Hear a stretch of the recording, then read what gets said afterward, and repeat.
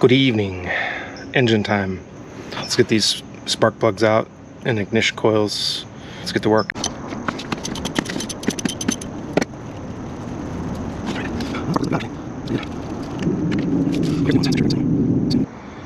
As is tradition, when you buy cheap shit, you get cheap shit.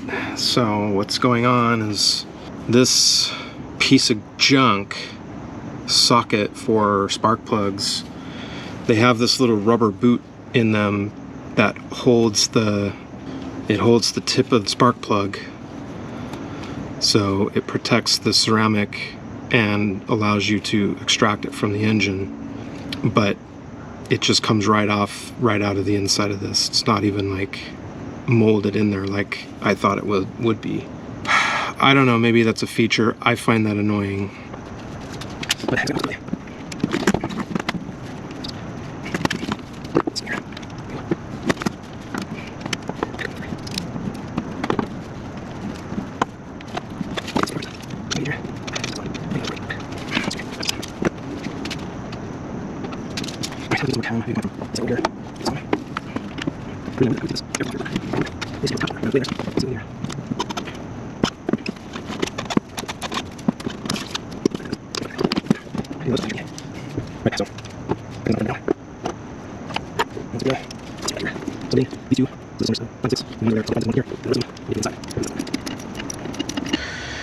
Hey, so I'm in here inside now.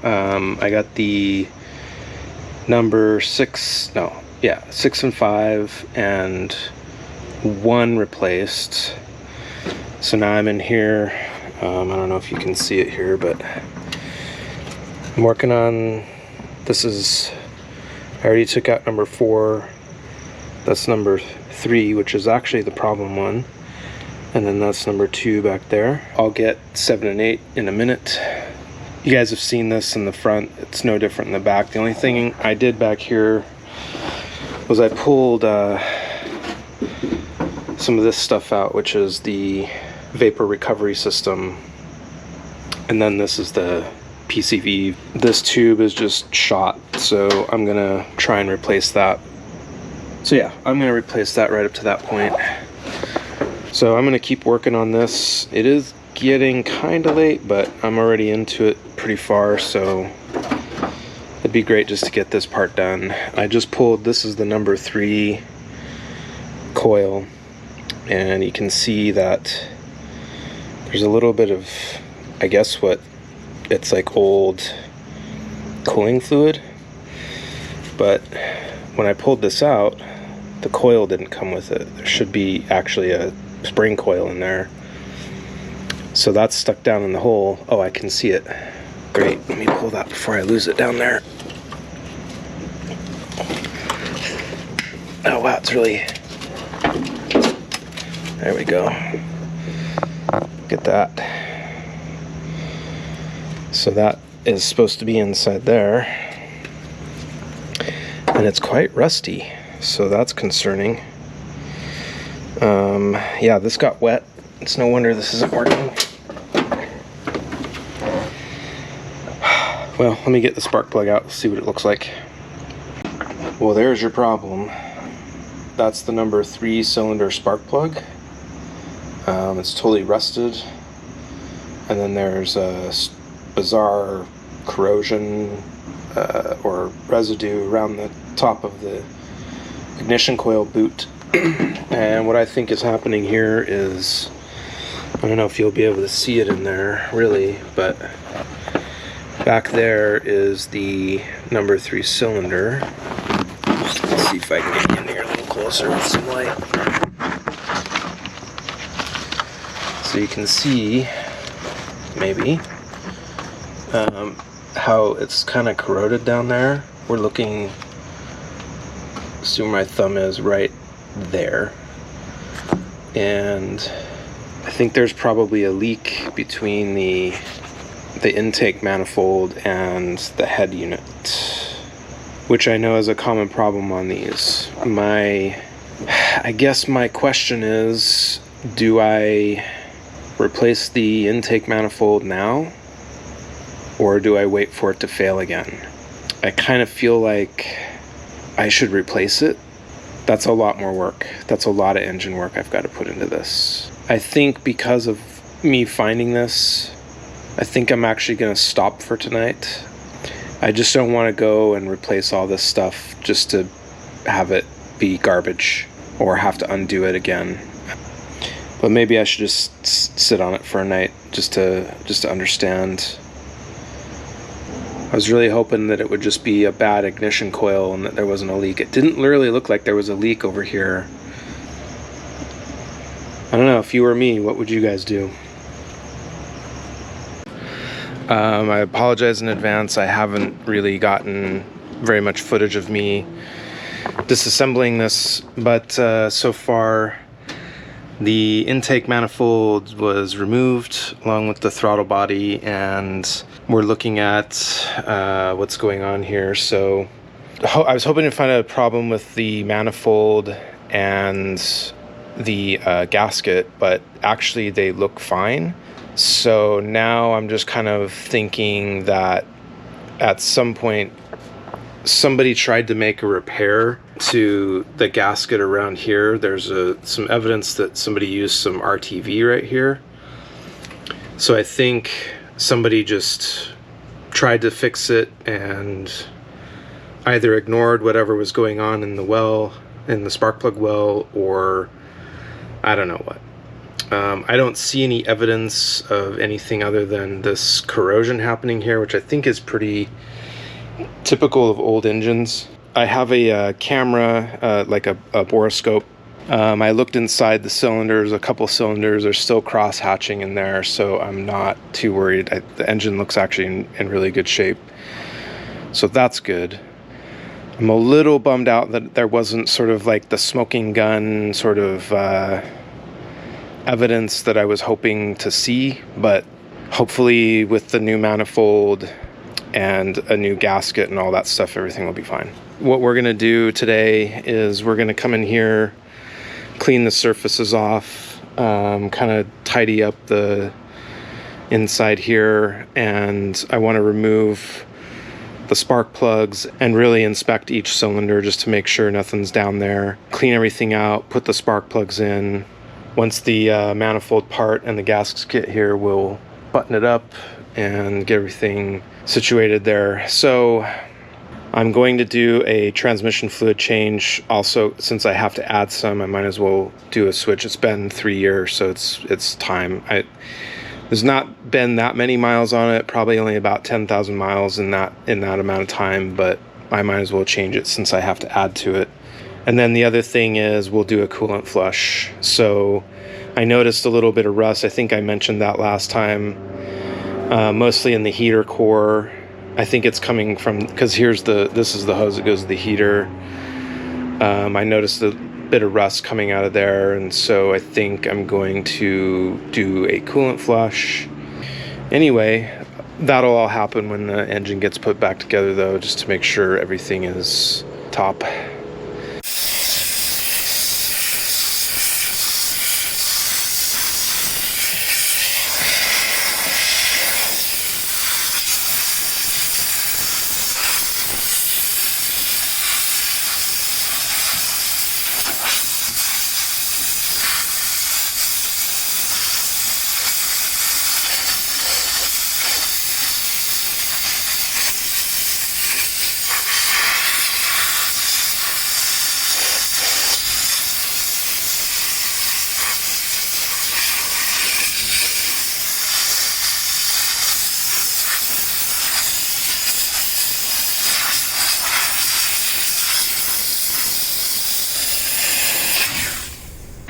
Again, I apologize for not capturing footage.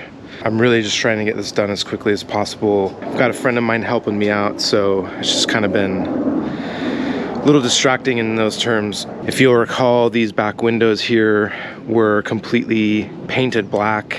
I was just going to use the paint stripper just on the windows, but I decided to take them out just because, well, I thought it would be easier and less messy, and I didn't want to risk removing the paint on the actual van. Put the paint stripper on, and it looks like it's doing pretty good here. I left it overnight and it's actually got a really interesting pattern to it here, so, but it looks like it worked, so that's great. Bring you in here. So one of the things we did last night was we kind of cleaned this up a little more. I took out the cage here because I'm going to put that bed liner on this side, and I wanted to be sure that I got at least a little bit into there, and the cage was just in the way. Also, I think it'll be better, just easier to put things back together if that cage isn't there. The dashboard's been cleaned, the headliner's been cleaned. Pretty much everything is cleaned. I painted this trim. I just used some plastic adhesion promoter primer stuff and then just painted directly on this with trim and bumper paint. Same with that, that's the license plate frame. I'm gonna do the grille next. I have a bottle jack coming. I'm gonna try and fix this body problem right here, just so it's at least flat. It doesn't have to be perfect, but at least so these rails here don't stick up above this surface, because I'm going to put a piece of wood in here. I'd like to get it completely flat if possible, but we'll see how that goes. And then there's a couple other spots back there in the very back corner that maybe we'll push down. And then the other thing is to push this roof back up. It looks like somebody put something very heavy on the top, so it's sagging down. So we're gonna try and push that back up. And then moving forward, I think the next thing is to do some of the electrical work. Oh yeah, that was the other thing I did. Let me show you that. My friend who borrowed this car, he basically found some flaws in the vehicle, and what happened was that he plugged in his phone charger to the 12-volt power on the dash here, and when he did that, the whole car just died. It just shut off, everything was dead. He was on the freeway, had to pull off the side of the road and get a tow. And it nuked the ignition switch over here. So I had another friend of mine kind of install a new switch, and he told me, you know, there's all such a weird stuff behind here that he didn't know. He just disabled the power outlets so that it couldn't happen again.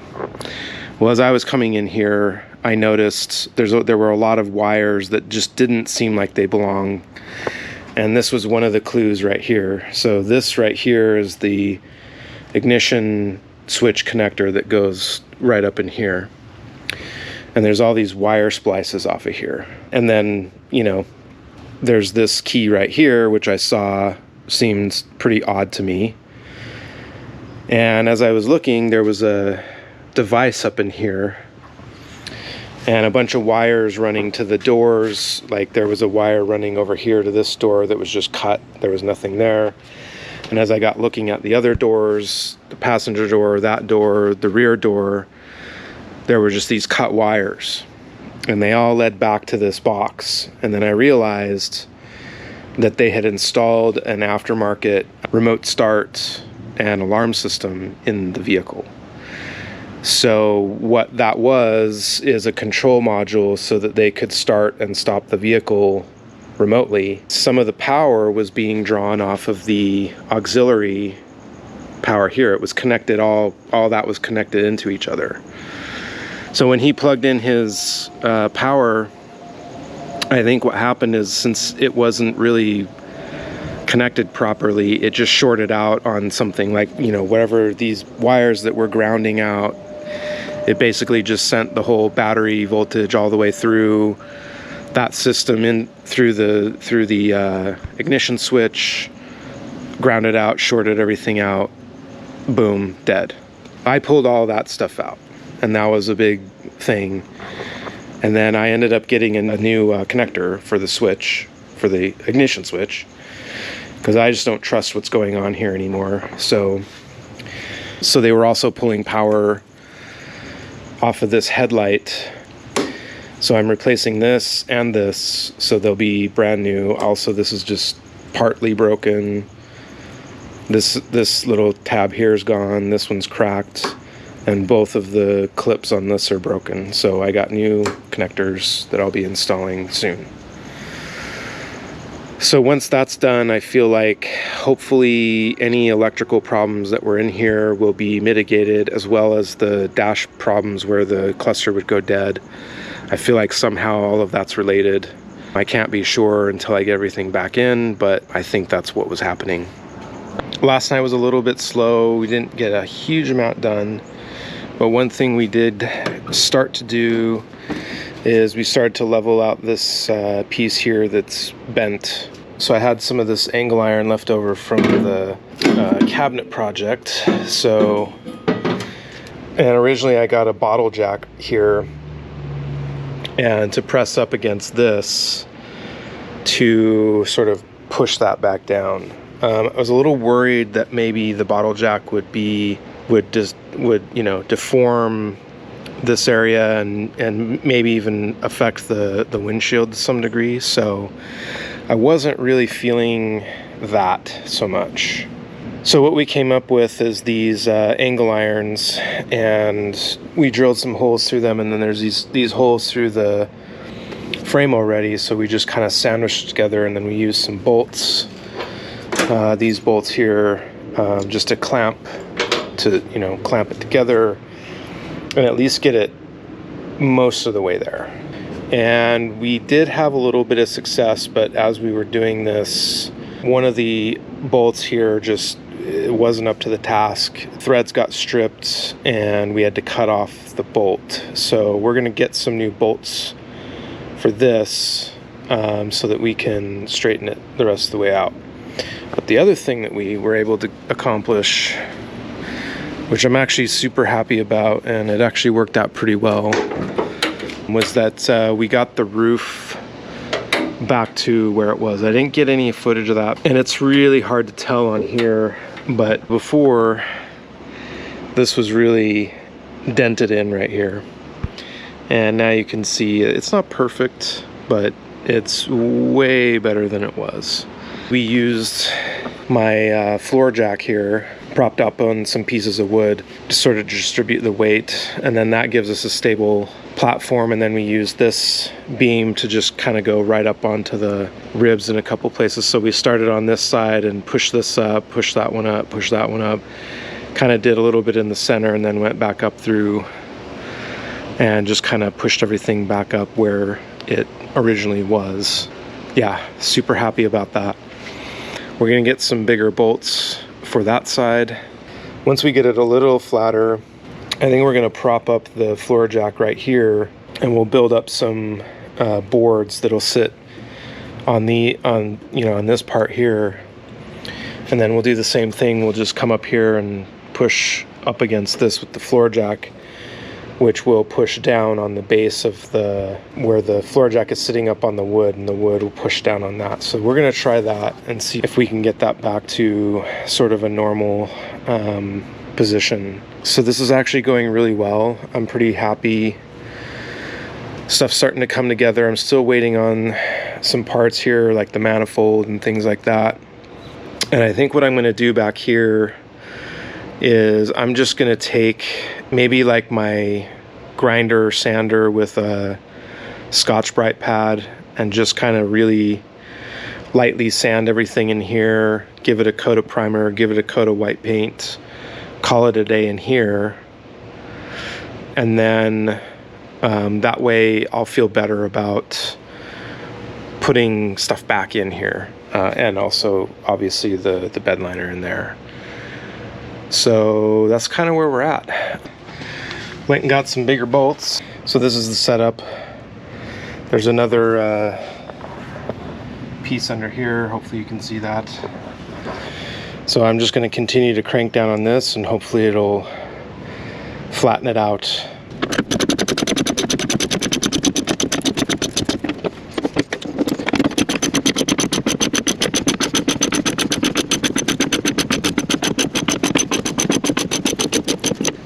Alright, well, that actually worked pretty well. About as good as I could expect. You can see that it's actually now below this surface where before it was not. Here's the sketchy setup. So I got these blocks here sitting on those rails that we talked about. And then it's built up so that it's proud of the surface.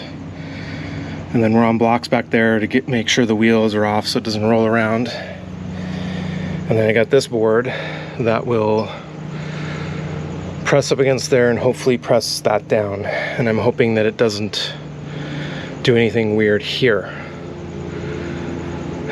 That's the big question.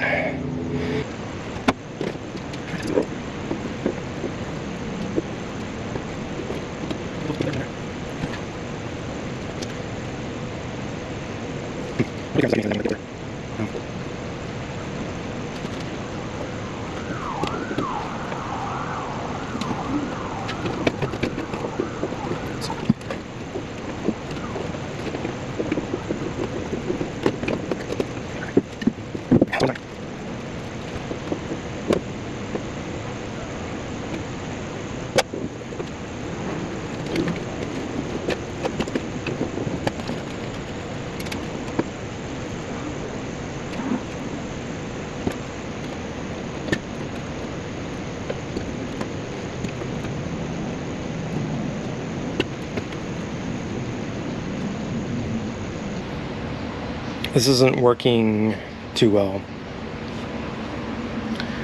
The problem is that I can actually see, like when I'm over there, I can see that it's pushing up here. It's actually moving the door. You may have seen that a couple times too. It is pushing down on that, but it's not enough for me to feel comfortable doing it. I don't want to keep going with it. I'm afraid that I'm gonna just deform this up here too much, or that it's gonna crack the windshield or something, because I'm pretty close to that corner right there. So I think what I'm going to try to do here is think about a way that I can use the bottle jack with some of those angle irons and see if I can push it down from a different reference point. Coming at you from the future here. Apparently, I don't know how to operate a camera. The whole thing here of me straightening out this part of the van, I thought I hit the record button, I didn't. And then when I was done doing all of this, I hit the record button to stop the camera, but then started it and recorded an hour of the inside of my toolbox. So what I'm describing here is that everything got flattened, and what I had ended up doing was I had the angle iron in the bottom there, and then I put another piece of angle iron across the bed of the van and bolted it down to one of the seat hold downs. There was another bar across from the A pillar to the B pillar on the inside that was being held in with some clamps. And then I was using that to press down with the bottle jack onto the lower portion. And that worked out really well, where it didn't distort the frame or try to twist the body or anything like that. So that's what happened here. Hopefully it makes more sense with my description, because I'm describing kind of what I did, and it makes no sense if you just listen to this audio. Anyway, we got it straightened out and we're going to move on. So we're all good now. I think for the rest of tonight, I'm just going to kind of clean up a little bit, do some odds and ends. I think I'm going to work on getting the rest of that crud off of the back doors, the old sealant off of here, and then clean up these windows a little more. So with that, I think I'm going to call it a night. Bring you back.